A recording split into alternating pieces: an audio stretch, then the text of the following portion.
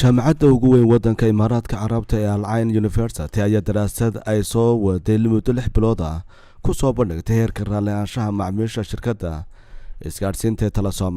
cabirka heerka raalli ahaanshaha macaamiisha ee shirkadda Telesom ayaa daraasadu ay xustay inuu noqday 86 oo heerkiisu aad u sareeya marka loo eego wadamada kale adduunka. tusaale dalka Mareykanka marka loo eego shirkadaha bixiya adeegyada moobilka gacanta waxaa celceliska heerka raalli ahaanshahoodu noqday 47 sanadkii 2018 waxaana shirkadahaasi ka mid ah AT&T, Vodafone, T-Mobile, Verizon, Sprint waxaana ugu sareeya cabirka 80.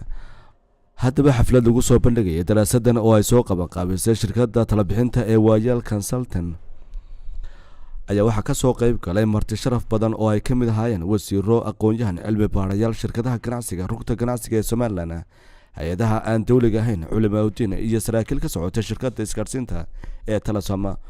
ugu horreyn waxaa daraasadan sharaxaad ka bixiyay Dr. Maxamed Yuusuf oo loo yaqaan Professor Iqra oo ka socday jaamacadda Al Ain waxaanu si ballaaran u sharaxay daraasadan. kambaniye kala jira sidaad maqlaysay waxa weeyaan marka laga shaqeynayo customer satisfaction index-ka in forward badan iyo time badan baa ku baxa, survey-ga la qaadayo lacag badan baa ku baxda. kambaniyadii kale waxa la yidhi if there is a will there is a way, haddii doonisi jirto waddo la maraa jirta. cidda keliya ee tiri noo sameeya waa Telesom. kuwii kale xataa haddii loo tago waxa laga yaabaa inay dhahaan waxba noo sameeyna naga tag. dawladdiina iyadii baa ale warba noo sameeyo Telesom lacagta naga bixiyo dee ka bixin mayso. inay dawladdu intay center samayso tira anaga wada bixinayna mana jirto. shirkadaha yacni organizationska sameeya waxaan shirkad waliba waxa laga qaadaa fankay keentaa iyada keenta imise weeyaan $50,000 every year. account-kaasay ku shubaan waa la soo saaraa sidaasay ku soo baxaan.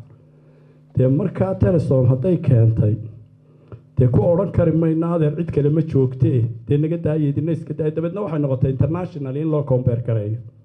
Saciid Cabdullaahi Saciid maamulaha guud ee shirkadda Wayel oo isna halkaasi ka hadlay ayaa yidhi macmiilka runtii Jamhuuriyadda Somaliland oo saambal iyo runtii tijaabo loo qaatay shirkad ka mid ah shirkadaha ugu waaweyn ee waddanka ka shaqeysa ayaa runtii sharaf ay noo tahay annaga company ahaan Wayel Consulting inaanu caawa runtii martigelintan aanu bixino oo runtii aanu akhyaarta faraha badan la isugu yeedhno. hadafka la isugu yimid ama caawa runtii aynu halkan u fadhinaano waxa weeye inaynu dhammaanteen runtii ku faraxno oo aynu u dabaaldegno horumarka ballaaran ee waddanka ka socda oo runtii ay taa caawa aynu samaynaa kow ka tahay oo ah in la fahmo oo maalinba maalinta ka dambaysa lasii fahmo qiimaha uu leeyahay waxa loo yaqaano adeega iyo serviceka iyo qiimaha uu leeyahay loo adeegaha iyo runtii macaamiilka loo adeegayo iyo in mar walba uu isagu yahay xudunta iyo mixwarka runtii shaqo kasta oo la qabanayo. taasaynu runtii caawa u joognaa. Aamina Farax Caarshe oo ka socotay rugta ganacsiga iyo su'aal carbiye oo iyaguna halkaasi ka hadlay ayaa ku amaanay shirkadda isgaarsiinta Telesom dadaalka ay la timid. waxaan oran lahaa very optimistic baan ka ahay. number 1 markaan idhaahno customer index maxay hayto satisfaction ama ha ahaato cilmiga halkan lagu baranayo marka had iyo jeer loo compare garanayo adduunyada kale ama Michigan wixii lagu qabtay laga soo qaadayo waxaad dareemayaa horumar inay Somaliland samaysay. waxaan dareemayaa inay Telesom samaysay horumar. marka waan idinku tahnideynayaa runtii professorkana wax weyn baad noo kordhisay. horta cilmigan waa cilmi aad iyo aad loogu baahan yahay. in haddaanay dadku isqiimeynna runtii meelna uma socon karno, halkaan taaganahayna ma qiimeyn karno. marka horta in badan wax badan ma odhanayo anigu, laakiin mid un baan doonayaa inaan sheego oo ah waa loo baahan yahay kambaniyada oo dhan in la qiimeeyo, waa loo baahan yahay dowladda in la qiimeeyo.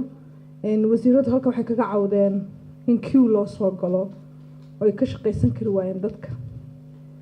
laakiin dadka sababtay adiga kuugu imanayaanee dadka kaa hooseeya ugu tegayn waxa weeyaan in la qiimeeyo taa laftigeeda. waay maxaa dhacay? agaasimayaashii maxay usoo dhaafayaan? maxay wasiirka una ugu qancayaan? mujtamaceena Somaliland waxaan u filayaa inay ku dhacday wax la yidhaahdo aamin la-aan trust la-aan ay ka mid tahayna sababaha keentay in wasiirka un wax laga sugo.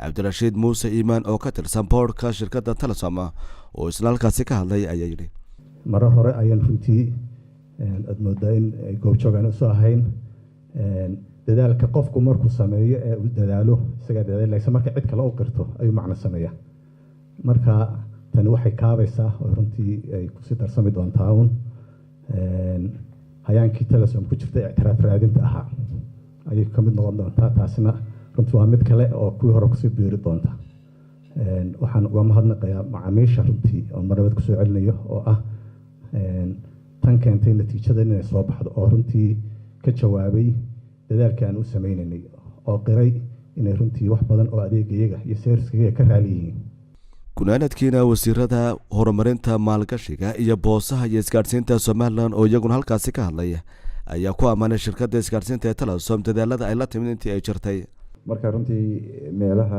waxaad moodaa inaynaan lacagta jeebada kala soo bixi karin ayay u badan tahay ganacsatadeenu sidaynu laakiin maanta haddii la isqiimeynayaba horumar weyn baa jira telesom waxaan leeyahay halkaa kasii wada kole annaga wasaarad ahaan in ay shirkadaha isgaadhsiintu bilaabaan siday wax badan ba ay u liid gareynayaan horta waxay noo tahay laftigeeda maaragtay howlan aada usoo dhaweynayno ka wasaarad ahaan waan soo dhaweyneynaa qaybo kaloo aan ku dari doono xagga nidaaminta iyo regulationisku inay ku jiraan ama waxaa ka mid ah coverageka oo kale shirkado meelo badan business ahaan isuma gaadhsiin karaan marka inta badan waxay sameeyaan dowladuhu waxaa loo sameeyaa sanduuq maaragtay lagu kabo marka waxba badan dadka xeebaha kala degan meelo badan baana gaadhin adeega isgaadhsiintu oo maaragtay dadkoo ku yar ama wadooyinkii iyo xilgu gaadhayo aada u adag waxaa jira caqabad xoogoo fara badan oo shirkad waliba keligeed hadday istidhaa u banbax aanay ka bixi karayn